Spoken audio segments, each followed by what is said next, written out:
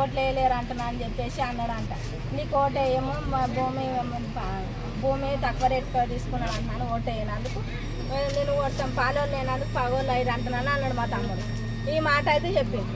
చెప్పినాక ఏం చేసిర్రు, పగబట్టిండ్రు అక్క నా మీద అన్నంటే నీకు మీద ఎందుకు పగబట్టిర్రా అని ఆస్తి తీసుకున్నామా అని ఏం తీసుకున్నామా ఉన్న మాట అన్నావు కదా అంటున్నాను అన్నారు అంతే. కానీ పగబట్టి ఇట్లా చేస్తారని బెదిరిస్తే నా తమ్ముడు ఎంతగానో భయపట్టించారు, అంతగానో భయపట్టించి మేము మొత్తము పానం తిన్నాం. అందరి సాయి కుమార్ శిర సాయికి అయితే ఓటు వేయనంటున్నాను అన్నాడంట. వేయనని ముఖానికి అయితే అన్నాడంట. ముఖానికి అంటున్నాను అంటే ముఖానికి అన్నప్పుడు మరి ఓటు అయినందుకు వీళ్ళందరూ ఇట్లా అందరూ రవి వాళ్ళందరూ వచ్చారంట.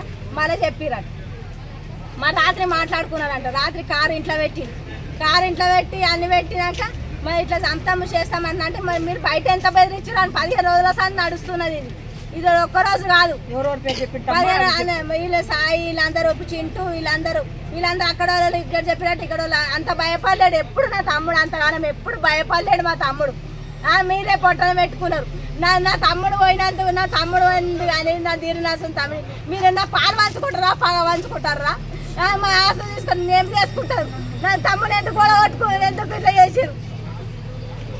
వాడు హుషారు ఉన్నాడు అన్నాడు, ఒక్కడు మంచిగా ఉన్నాడు అంటారు అని అన్ని మిగిలి తాగిరు ఇట్లా చేసిర్రు. ఇది న్యాయం కాదు, అందరికీ అన్యాయం. ఇది అన్యాయం కాదు, ఈ ఊళ్ళో మొత్తం అన్యాయమే జరిగింది. ఇంత అన్యాయం జరిగితే ఎట్లా వేరే ఎవరు ఊరుకుంటారు.